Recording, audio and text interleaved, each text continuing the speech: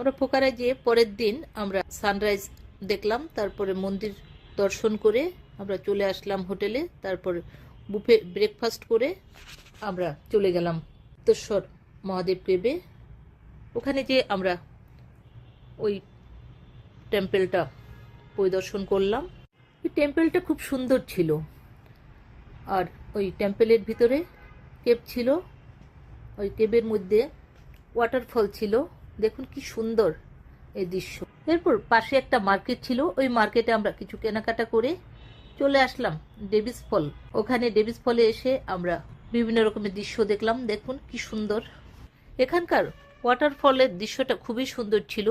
আমরা এখানে কিছু ছবিও তুললাম। এরপর চলে আসলাম আমরা আরেকটা মন্দিরে।